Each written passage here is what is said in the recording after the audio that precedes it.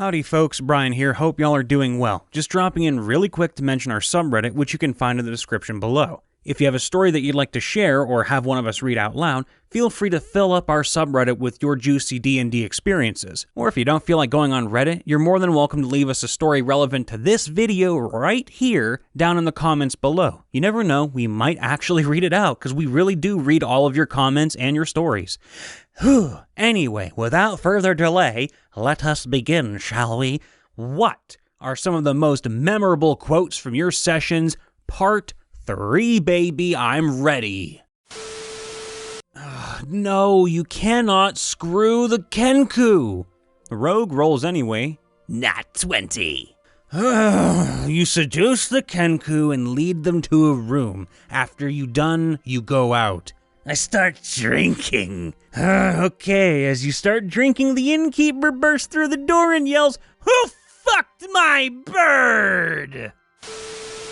They turn around and walk away from the conversation. You're still in the carriage. Fine. I open the door and step out of the carriage. You exit the still moving carriage. Your face Your face grinds into the pavement at approximately 20 miles per hour, taking 3d8 bludgeoning damage. You are prone. Curse of Strahd campaign. You hear a woman crying from the house at the end of the street. Does it annoy me? Roll intelligence? Nat 1. It annoys me. Okay, what do you want to do? I kick in her door and just stand there, emotionless and unmoving, staring at her. This happens. I look over his shoulder and wave sheepishly at the now petrified woman. I am happy. Last words of our lore master Bard on the battlefield while his best friend tries to stabilize him. All the table cried when we had to bury the body. We chose the Feywild as his grave, and his sentient pet plant wanted to stay behind to watch over his grave. Roll for stealth. I walk up to the front door while doing some flips and rolls while playing the James Bond theme on my flute. Do do do do do do do do do do do do do. I remembered an even better one from the first session of the same game. Bob's punch deals very large amount of damage to you. I'm almost dead. Okay, I attack not yet. Bob has 2 hands. One member of the party was washing in a lake and my character had to get some water from said lake. The other member got all panicked and splashed water at my character, to which without hesitation responds, I must be a girl because all that attack made me was wet. Says the only male member of the party. I don't know why, but that last bit got me. Playing an evil campaign. How many times must we go through this? It's burn the houses and take the women. Barbarian who just became an estate agent. Well, my bad. I thought you said you liked your women to be hot.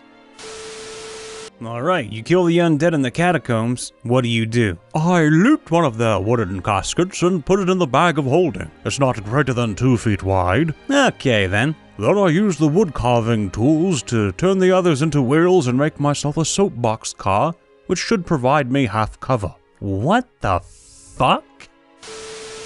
I have a character named Boris, and as the name would suggest, I had a ridiculous Russian accent. Whenever encountering doors, Boris, the ever-polite, would knock and say, Hello, my name is Boris. May I be coming in? We could be cheeky-breaky together. Probably was our party's half-elf wizard who just said, We won't leave unless we have your head with us. We were in a dungeon, and we were asked to leave by an evil guy. You turn into a baboon. You know, the kind with the nasty butt. A lot of monkeys have those. Did you know it's actually a callus? Awesome. Best quote in my group was my DM to me. You take 12 points of bread damage. Matter of fact, deadpan delivery. The group couldn't stop laughing for a solid 2 minutes. Context. My warlock was using flight boost to stay out of range of giants in a massive kitchen. DM had one of the chefs chuck a loaf of bread at me as an improvised weapon, and he beat my AC. My courageous L11 Celestial Warlock is now canonically afraid of bread. I couldn't do that deadpan, so I had to record this 3 times. I almost pissed myself the first time reading it, so good on you, man. First one and all I can think of is Monty Python. That's no ordinary rabbit. That is the most foul, cruel, and bad-tempered rodent you've ever set eyes on. That rabbit is a vicious streak a mile wide. It is a killer! Explaining the morality system in Hunter the Vigil. No, see, bad morality would be burning down a whole apartment building just to smoke out 2 vampires inside. 8 sessions later, with most of the party down to a dwindling 1 or 2 morality, they set fire to an apartment to smoke out 2 monsters inside. In the same game, one of our characters is an insane woodsman with the uncanny ability to MacGyver any combination of mundane tools and items into deadly weapons. At some point, he filled a yoga ball full of hair conditioner and stuck a grenade inside with a pull string that could remove the pin in order to create a giant napalm grenade. While the party is fleeing from a house of weird flesh mutants, our woodsman reaches into the back of his truck, pulls out the yoga ball, rips out the pin, and hurls the giant napalm at the house while quietly saying, "Namaste." 2 of our party have snuck into a hospital to get information out of a known convict. Who the hell are you 2? We're cops. Wait, no, fuck! In a game of Waterdeep Dragon Heist, the warlock says to the Outlander monk, "Okay, how do you feel about putting on a white face?" From the same game, the party is speaking with the, I'm going to butcher this, Zenitarium's moneylender. "Do you know anyone who might have a solid bar of adamantium?" She reaches into her robes for a small pocketbook. I have a few contacts who might have that item for a reasonable price. "No, I mean, do you know anyone who would have a bar of adamantium that you wouldn't mind if they got robbed?" She puts away her pocketbook and reaches for a different pocketbook. Ooh, I love that. Ooh, oh, that got me the tingles. Ooh, I like it. I cut off his nose and release him. He will be my arch-nemesis. Now a noseless goblin with 1 pinky is doing everything in his power to kill this gnome. Recently, I had a D&D session over video call. We were playing a Lovecraftian campaign.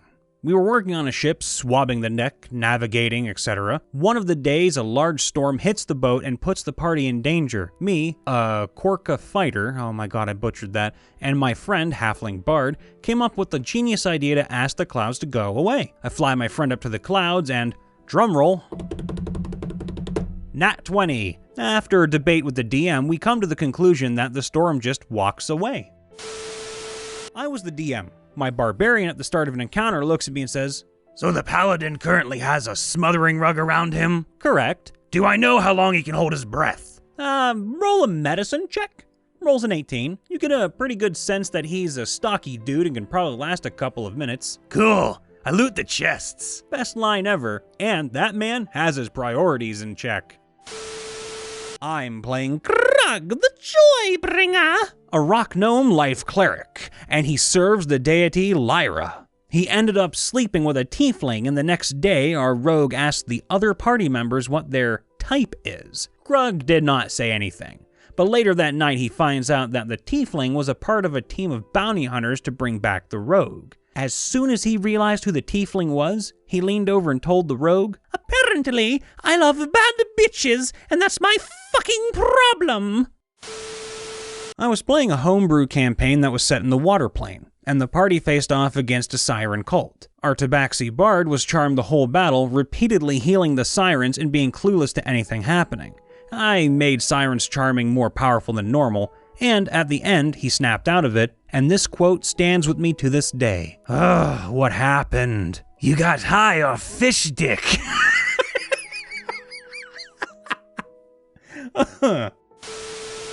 I think there's been a lot that has stuck with my party, but the most recent ones are, Brandon has 0 wisdom. He is the whiz bum after looking at everyone's wisdom for some kind of check. You're a druid, just be like, "Hey buddy man, don't bite me."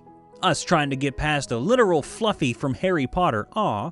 Everything is 120% off. We pay you to take it. Please, get it away from us. Tilly, a gnome who was cursed to work behind the counter of a necromancy store for all eternity. Snobblery. The party talking about our gnome wizard party member about how snobby he is. And last but not least, yeah, I drank a pencil. I don't even know how that came up. but it's something someone said, and now we say it a lot. Does mean I'm a magic item now? Does it count if my friends decide to throw me at something again? Halfling monk at 6th level. You're a cleric. What are you doing in the front lines? I am the front lines. My battle cleric. First a disappearing doppelganger, and now I have an evil brother. This is a terrible day. Why do you piss off every god that sees you? Once again, I can't breathe in lava. Roll persuasion against yourself. Detect thoughts doesn't let you see whether I'm gay. How can I make these mind flayer tentacles stay on my head? They'd probably be a nifty hat. I want to buy a child. Old table facepalms. Our barbarian, who had about 30 words he could use to talk with, walked up to a woman who looked distressed because of her many children, and proceeded to try to sell her gems for her oldest son so he could have a squire, essentially. At first, it wasn't clear what he was asking because of the aforementioned lack of language, and he told the DM, I want to buy a child, or something along those lines. He's the champion of a super chaotic goddess, so when she noticed, she summoned him up and started yelling at him for making her look bad. Also, every time she summons him, my character is also warped away. I play the awkwardness to the extreme as the goddess only does it to talk to her champion, and as he just does caveman speech that she can understand. It is basically a typical caveman having a shouting match with a goddess while a Kenku slowly slinks into the corner wishing he was literally anywhere else in any universe. He wouldn't care. The time with the attempt to buy a child amounted in him telling her that he wants, and I quote, a little me to carry my things. So that's exactly what she gave him. He now walks around with literally a mini-me carrying his things for him that shrink down to the mini size upon holding them. The barbarian's named Ute, and his tiny twin, Oot. This conversation between my naturally white-haired elf man and another player's male tiefling with two-toned light pink and baby blue hair happened in session about a month ago. Do you bleach your hair? Do you bleach your hair? Like, do you bleach it with winter snow or something? Do you or don't you bleach your motherfucking hair, elf? No, but it sounds like the bleach from your hair dye is seeping into your brain. My elf proceeds to flip his long-ass hair and sassy walk away like a boss.